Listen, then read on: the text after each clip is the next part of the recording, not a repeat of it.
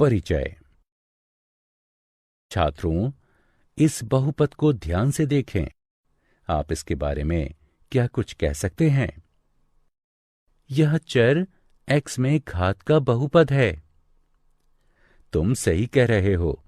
ठीक उसी तरह 2y का वर्ग घटा 3y जमा 4 y चर का द्विघात बहुपद है एवं 5x घन घटा 4x वर्ग जमा x घटा वर्गमूल 2 x चर का त्रिघात बहुपद है। सर, क्या यह बहुपद व्यंजक है? नहीं, इनमें से कोई भी व्यंजक बहुपद नहीं है। आज हम लोग बहुपद के बारे में विस्तार से जानेंगे।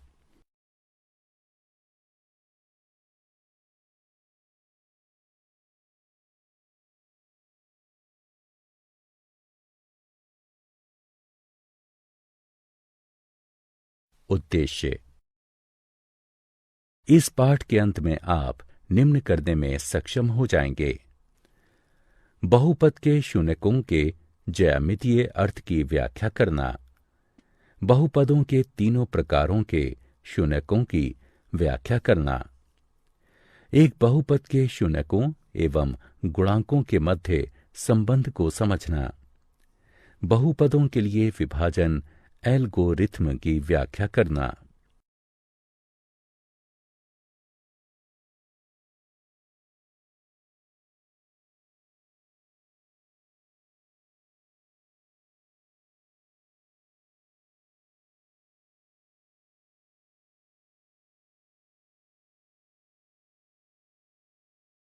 परिभाषाएं। एक बहुपद की घात उस पद की घात के बराबर होती है जिसकी घात बहुपद में सर्वोच्च होती है। एक घात वाले बहुपद को रैखिक बहुपद कहते हैं। दो घात वाले बहुपद को द्विघात बहुपद कहते हैं। तीन घात वाले बहुपद को त्रिघात बहुपद कहते हैं। बहुपद का शून्य बहुपद का हल है। इस प्रकार सामान्य तौर पर यदि k शून्य है तो p x बराबर ax जमा b, तब p k बराबर ak जमा b बराबर शून्य, अर्थात k बराबर घटा b बटे में a। अतः ax जमा b रैखिक बहुपद का शून्यक होगा। माइनस b बटे में a जो कि बराबर होगा घटा अचर पद बटे x के गुणांक के।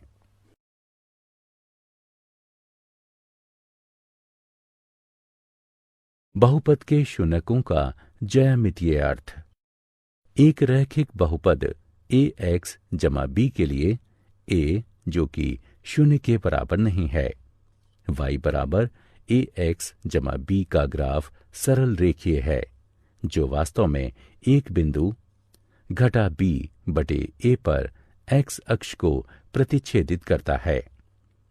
इस प्रकार रैखिक बहुपद ax जमा b जहां a बराबर शून्य नहीं है, उसमें यथार्थतः एक शून्यक है। बहुपद समीकरण y बराबर ax वर्ग जमा bx जमा c द्विपद समीकरण है। द्विपद समीकरण का ग्राफ परवलयिक होता है।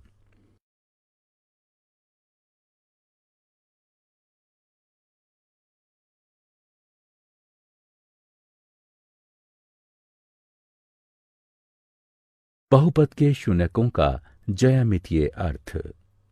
y बराबर ax वर्ग जमा bx जमा c के ग्राफ के आकार का प्रेक्षण करने से तीन स्थितियां संभावित हैं। आइए एक एक कर इन तीनों स्थितियों पर विचार करते हैं। स्थिति 1। इस स्थिति में ग्राफ x अक्ष को दो भिन्न बिंदुओं a एवं a' पर काटता है। इस प्रकार a एवं a' के x निर्देशांक द्विघात बहुपद ax का वर्ग जमा bx जमा c के दो शून्यक हैं। स्थिति 2।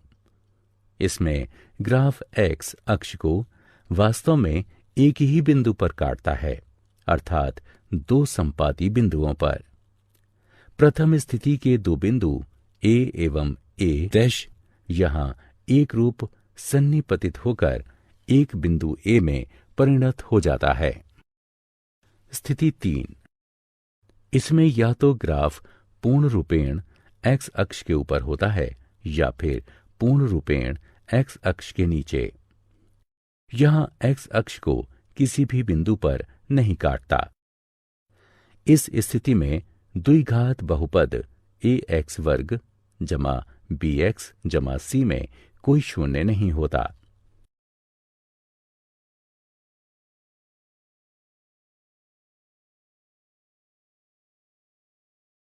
त्रिघात बहुपद के शून्यकों का ज्यामितीय अर्थ। बहुपद समीकरण y बराबर ए एक्स का घन जमा बी एक्स का वर्ग जमा सी एक्स जमा डी त्रिघातीय समीकरण है। यह एक त्रिपदीय बहुपद के लिए ग्राफ की संरचना है। एक बहुपद के शून्यकों एवं गुणांकों के मध्य संबंध। रैखिक बहुपद के लिए ए एक्स जमा बी ए बराबर नहीं है शून्य के। ए एक्स जमा बी का शून्यक है घटा अचर पद बटे एक्स के गुणांक के, जो कि बराबर होगा घटा बी बटे ए के। उदाहरण 2x जमा 3 का शून्यक घटा 3 बटे 2 है। द्विघात बहुपद ए एक्स का वर्ग जमा बी एक्स जमा सी ए, जो बराबर नहीं है शून्य के। यदि अल्फा बीटा ए एक्स का वर्ग जमा बी एक्स जमा सी के शून्यक हैं, तब शून्यक अल्फा जमा बीटा का योगफल होगा घटा एक्स के गुणांक बटे वर्ग एक्स के गुणांक के, जो कि बराबर होगा घटा बी बटे ए के। शून्यक अल्फा बीटा का गुणनफल बराबर होगा अचर पद बटे वर्ग एक्स के गुणांक के, जो कि बराबर होगा सी बटे ए के। उदाहरण यदि अल्फा बीटा 2x वर्ग जमा 3x जमा 2 के शून्यक हैं, तो अल्फा जमा बीटा बराबर है घटा 3 बटे 2 के, और अल्फा गुणा बीटा बराबर होगा 2 बटे 2 यानी 1 के। त्रिघातीय बहुपद के लिए यदि अल्फा बीटा गामा त्रिघातीय बहुपद ए एक्स का घन जमा बी एक्स वर्ग जमा सी एक्स जमा डी बराबर शून्य के शून्यक हैं, तब शून्यक अल्फा बीटा गामा का योगफल होगा घटा वर्ग एक्स के गुणांक बटे घन एक्स के गुणांक के, जो कि बराबर होगा घटा बी बटे ए के। यहां अल्फा बीटा जमा बीटा गामा जमा अल्फा गामा बराबर है एक्स के गुणांक बटे घन एक्स के गुणांक के, जो कि बराबर होगा सी बटे ए के। शून्यक अल्फा बीटा गामा का गुणनफल बराबर होगा घटा अचर पद बटे घन एक्स के गुणांक के, जो कि बराबर होगा डी बटे ए के। उदाहरण के लिए यदि अल्फा बीटा गामा 4x का घन जमा 2x वर्ग जमा 3x जमा 1 के शून्यक हैं, तो अल्फा जमा बीटा जमा गामा बराबर है घटा 2 बटे 4 के। अल्फा बीटा जमा बीटा गामा जमा अल्फा गामा बराबर है 3 बटे 4 के। अल्फा गुणा बीटा गुणा गामा बराबर है घटा 1 बटे 4 के।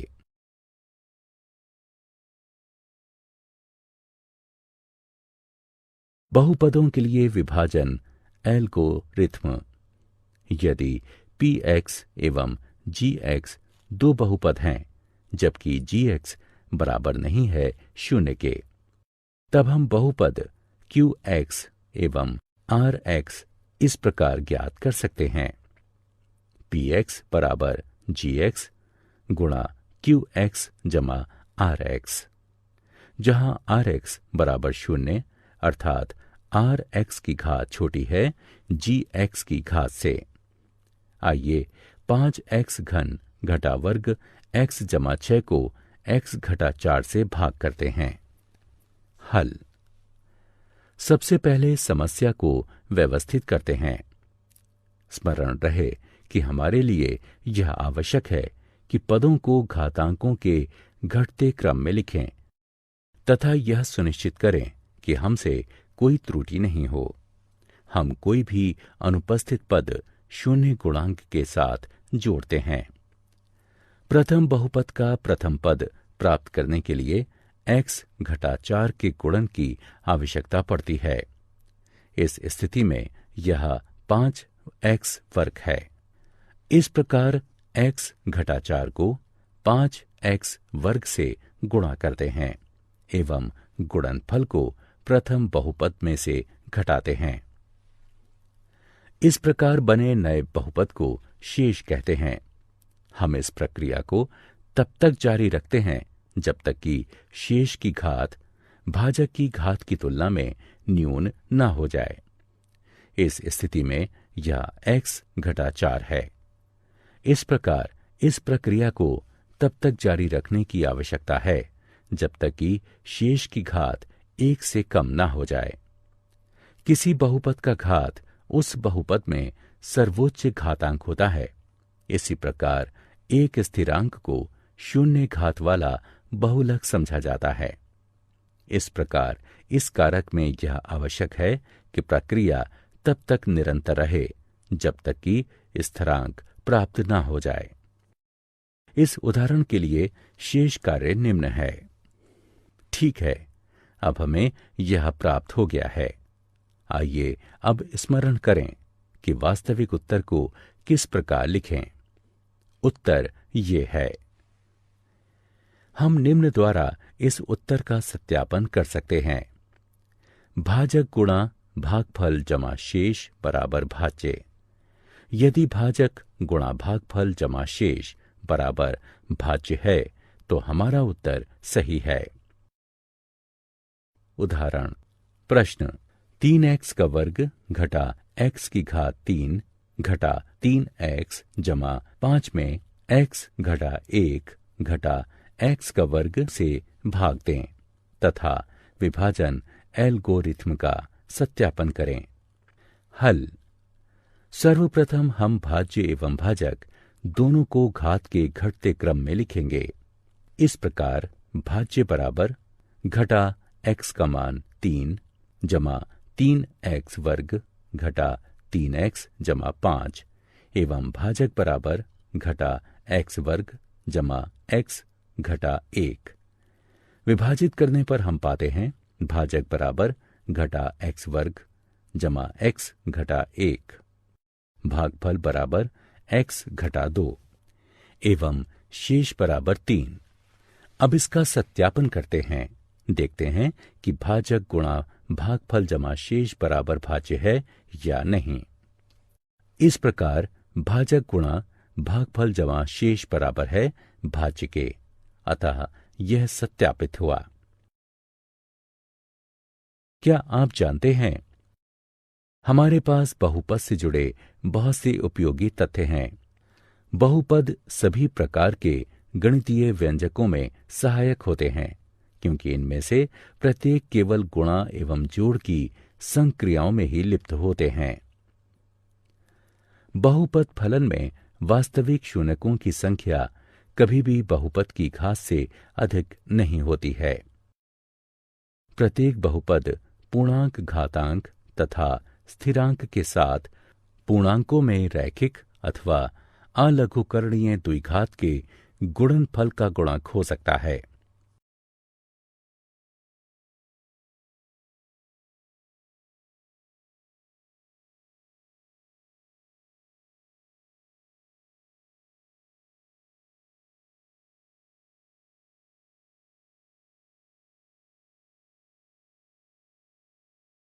सारांश।